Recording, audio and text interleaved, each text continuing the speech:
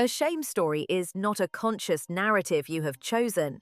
It is a set of beliefs about your fundamental worth and acceptability that formed early, usually in response to specific experiences, and that has been operating as background truth ever since, shaping what you pursue, what you avoid, how you relate, and what you believe you deserve. Most people do not know they have a shame story.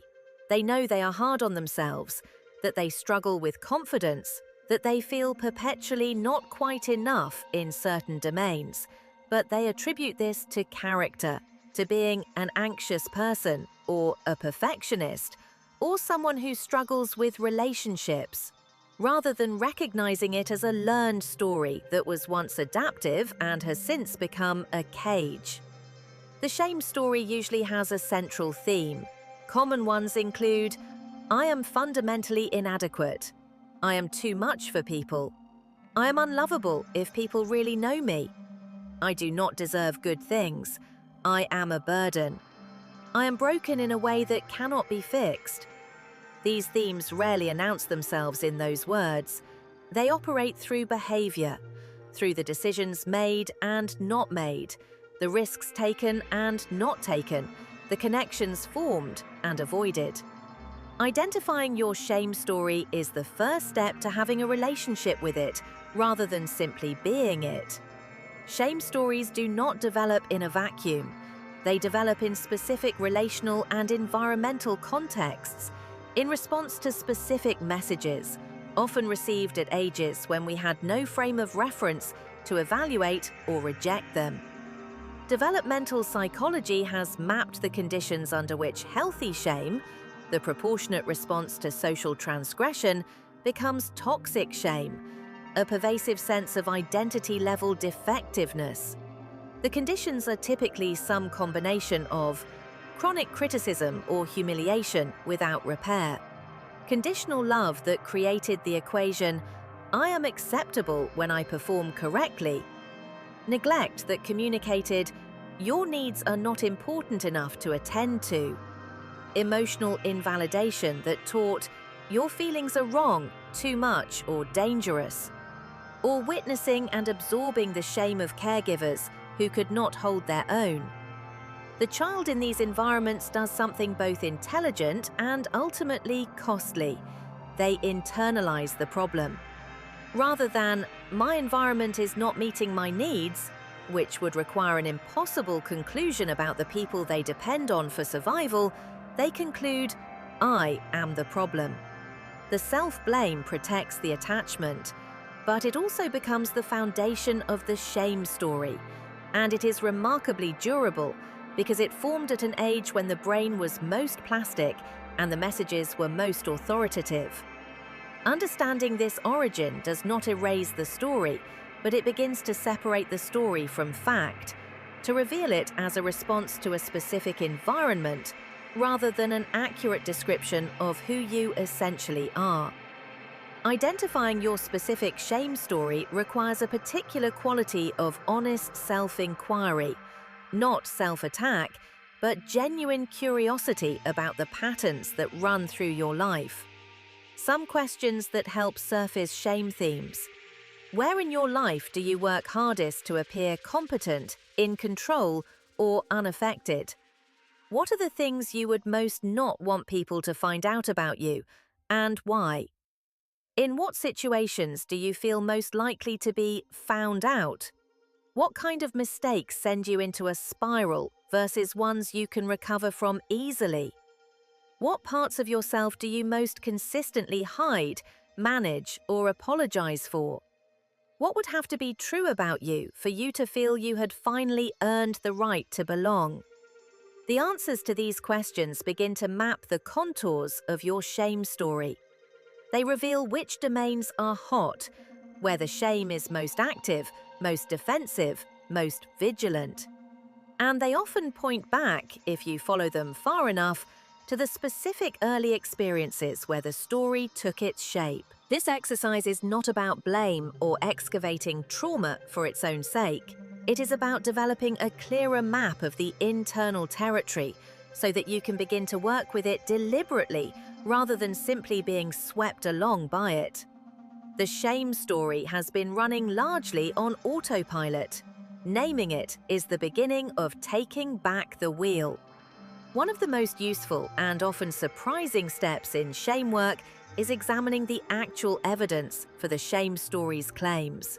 Shame presents itself as objective assessment.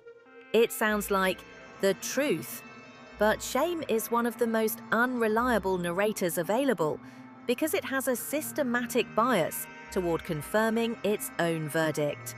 It magnifies evidence that supports the story. It minimizes, dismisses, or simply fails to register evidence that contradicts it. The result is a picture of yourself that is not inaccurate in every detail, but is profoundly skewed in its interpretation. Trying this, take one of your core shame beliefs, I am fundamentally inadequate, for example, and treat it like a hypothesis rather than a fact. What is the evidence for it? Write it down. What is the evidence against it?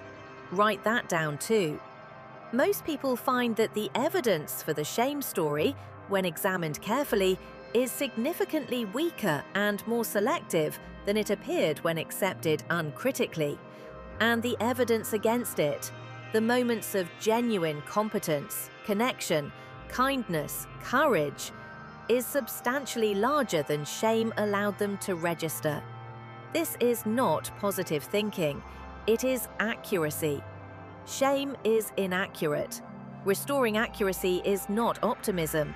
It is a more honest assessment of the complete record, rather than the edited version shame has been curating. Rewriting a shame story requires something that is often overlooked in conversations about healing: grief. If you have been living with a shame story for years or decades, if it has shaped the risks you didn't take, the relationships you didn't allow yourself to have, the version of yourself you didn't let people meet, then recognizing that the story was not true carries a loss. Not just relief, loss.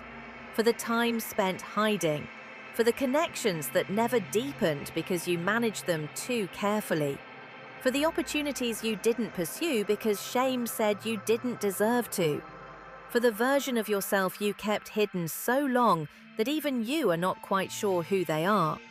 This grief is real, and it is worth making space for.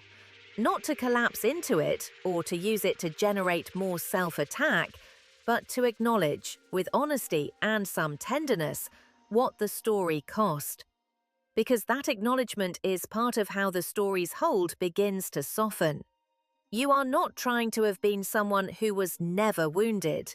You are becoming someone who was wounded and is choosing to live differently from the wound forward. In many therapeutic traditions, this moment of grief, of genuine mourning for the life that shame compressed, is described as a turning point. Not because grief feels good, but because it is a sign that you have stopped defending the story and started to see it clearly. Seeing it clearly is when the rewriting can begin. Rewriting a shame story is not the same as replacing it with a flattering fiction. It is replacing an inaccurate narrative with a more honest one that includes the full complexity of who you are, rather than only the worst-case interpretation. A new story might sound like, I grew up in an environment that was not always able to meet my needs, and I learned patterns of managing and hiding that made sense then. Those patterns are no longer serving me. I have also shown up with real courage in my life. I have genuine capacity for connection. I have made mistakes and survived them. I continue to grow. I am not my worst moments or my worst fears about myself. This is not a performance of confidence. It is a commitment to a more accurate account of the evidence. And like all stories, the new one becomes more real through repetition, through the practice of noticing when the old story is running and consciously choosing to respond from the new one instead. The new story also needs external validation to become fully established. It needs relationships where you are seen clearly and responded to with acceptance. It needs the accumulation of real experiences of being known and chosen. Which is why the cognitive work of rewriting the story is necessary, but not sufficient on its own. It has to be accompanied by the relational work of allowing yourself to be seen, gradually and in safe contexts, so the story is not just something you think, but something you have experienced. The goal of shame work is not to eliminate shame. It is to develop what Brené Brown calls shame resilience, the ability to recognize shame, interrupt the spiral, reach for connection, and return to yourself with increasing speed and decreasing disruption. It is also to reduce the footprint that shame occupies in your daily life, the background hum of not enoughness that shapes decisions below awareness and costs energy that could be used for living. As the shame story loses authority, that hum quiets, not completely, not permanently, but enough to be noticeable, and then more noticeable, and then to become the new normal. People who have done this work describe a gradual reorientation of energy, from managing and hiding toward engaging and connecting, from performing toward being, from working to be beyond criticism toward working toward what actually matters. These are not small changes. They reconfigure what is possible in your relationships, your work, and your relationship to yourself. The work begins small, with naming, with questioning, with one honest conversation, one moment of staying present rather than retreating, one small act of allowing yourself to be seen when the old story said to hide. It begins in the moment you decide that the verdict is not final, that the story, however long you have been living inside it, is a story, and that you are the one who gets to decide whether it is still the story you are living by. That decision is available to you right now. You do not have to have finished healing to make it. You just have to be willing to begin.